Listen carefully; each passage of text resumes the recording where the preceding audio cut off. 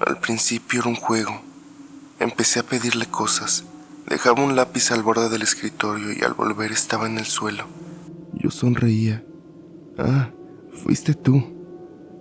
Le susurraba al aire. Me sentía poderosa. Pero eso empezó a exigir atención.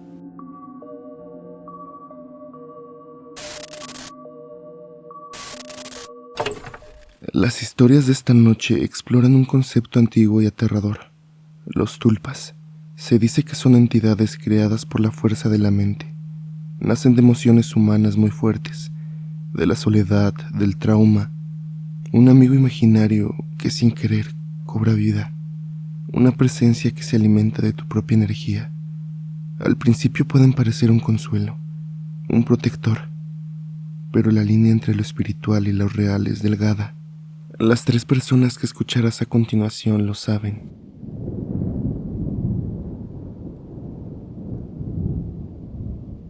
Tengo 29 años, pero la historia que les voy a contar, bueno, pasó cuando tenía 16. Y es la razón por la que hoy no puedo ver esos retos virales o tutoriales de internet sin que me sienta rara. A esa edad yo era difícil. Me sentía sola, incomprendida, y pasaba todo el día en foros de internet. Fue ahí donde encontré esa palabra: tulpa. La descripción era fascinante. Decían que era una entidad que podías crear con pura fuerza mental, como un amigo imaginario, pero real, que podía mover cosas, protegerte. En mi aburrimiento de adolescente me obsesioné. Quería sentir que tenía un poder, un secreto que nadie más sabía. Así que encontré los tutoriales. Sonará estúpido, pero eran guías paso a paso, meditación, visualización. Me pasaba horas en mi cuarto, con los ojos cerrados, forzando la idea de una presencia. Lo primero que noté no fue una sombra, fue el cansancio. Un cansancio profundo. Me levantaba de la cama como si no hubiera dormido en días. Mi mamá, Marta, se preocupaba. Clara, estás pálida. No has tocado la comida, me decía. Yo solo me encogía de hombros. No podía explicarle que estaba construyendo algo que eso me drenaba. Al principio era un juego. Empecé a pedirle cosas. Dejaba un lápiz al borde del escritorio y al volver estaba en el suelo. Yo sonreía. Ah, fuiste tú. Le susurraba al aire. Me sentía poderosa. Pero eso empezó a exigir atención. Ya no eran solo los lápices. Eran cosas más grandes. Un libro que se caía solo del librero. Luego los ruidos. Estaba sola en casa y escuchaba pasos. El juego dejó de ser divertido. Un día estaba en la computadora, riéndome y chateando. De repente sentí una estática en la nuca. Una electricidad que te avisa que algo está mal justo detrás de ti. Y entonces sentí un jalón de cabello, uno fuerte que me echó la cabeza hacia atrás. Grité, pero no había nadie. Desde ahí todo fue cuesta abajo. Me trababa los pies en las escaleras como si una zancadilla invisible me esperara. Una noche escuché el clic de la perilla de mi puerta, girando lento y luego soltándose. Tuve miedo, me harté y decidí que ya no quería jugar. Esa noche me acosté y dije en voz alta: no existes, déjame en paz. Tuve una pesadilla horrible. Soñé que esa cosa que nunca tuvo forma, que solo era una presión en el aire, entraba a mi cuarto, se paraba junto a mi cama y con una fuerza inhumana, una fuerza que no quería moverme, sino lastimarme, me agarraba del brazo. Me desperté gritando. La luz del sol entraba por la ventana. Me sentía a salvo. Pero cuando me quise levantar me dolía el brazo. Tenía una marca, un moretón rojo que con las horas se puso morado. la marca perfecta de 5 dedos apretándome el bíceps. Nunca más volví a intentar visualizar nada. Recé, limpié mi cuarto, puse música. Eventualmente el cansancio se fue. Las cosas dejaron de moverse. Pero el moretón tardó casi 2 semanas en borrarse. A veces cuando el cuarto está muy silencioso y estoy sola, juro que todavía siento esa estática en la nuca. Y ya no quiero averiguar qué es.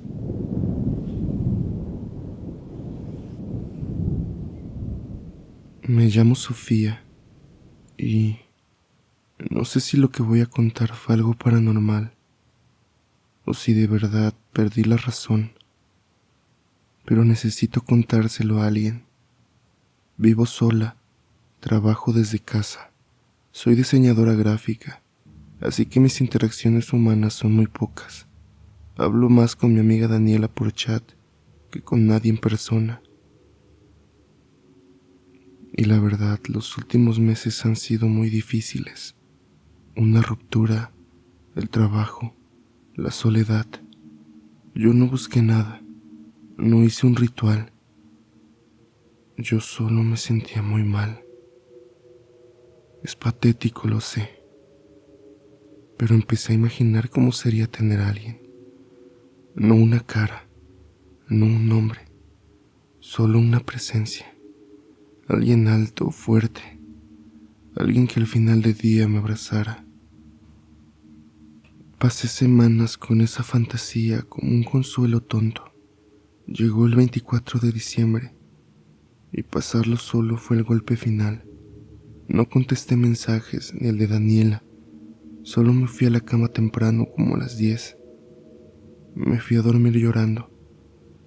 Recuerdo que abracé la almohada con fuerza y deseé con todas mis fuerzas que alguien estuviera ahí, que ese alguien que yo imaginaba fuera real. Me desperté de golpe en la madrugada. Eran como las 3:15.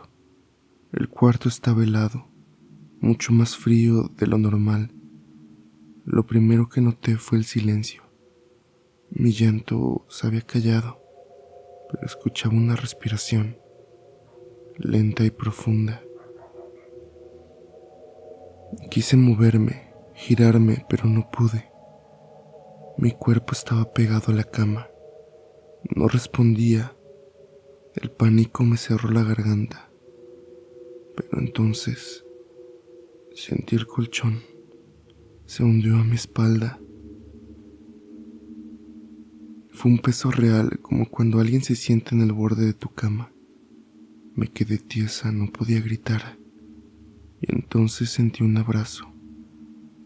Unos brazos me rodearon desde atrás, con fuerza. Fue un abrazo firme, protector, justo como lo había imaginado tantas noches. Pero se sentía frío. No era el calor de una persona. Se sentía helado, un frío seco que me hizo temblar de una forma que no podía controlar. No sé cuánto tiempo pasó, minutos, horas. Me quedé ahí, paralizada, sintiendo ese peso frío abrazándome. Y luego lo sentí soltarse. El colchón volvió a su lugar. El frío se disipó. Cuando por fin pude moverme, giré y prendí la lámpara.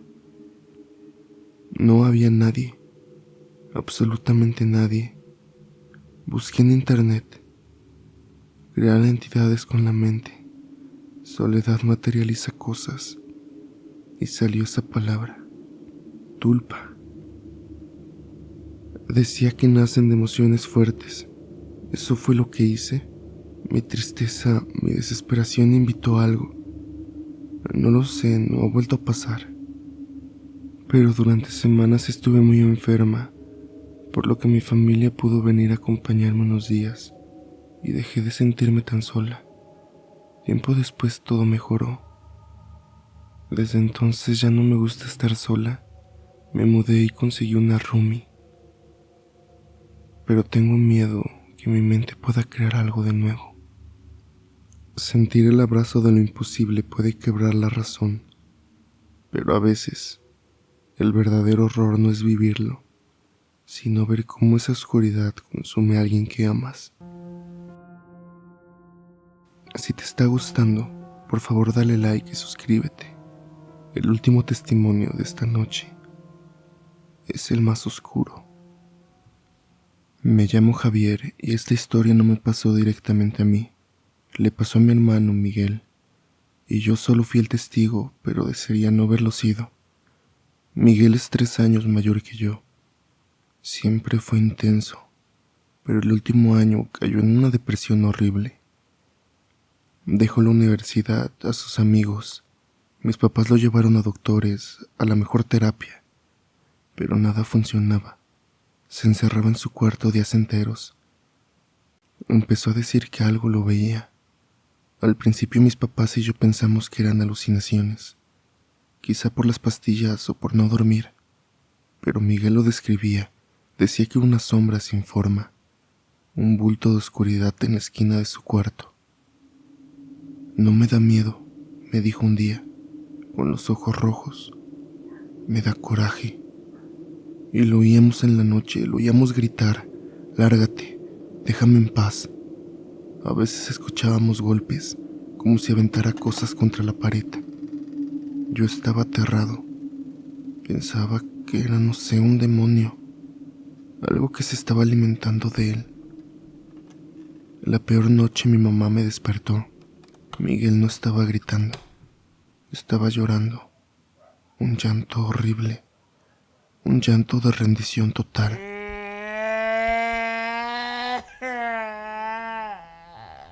Entramos a su cuarto.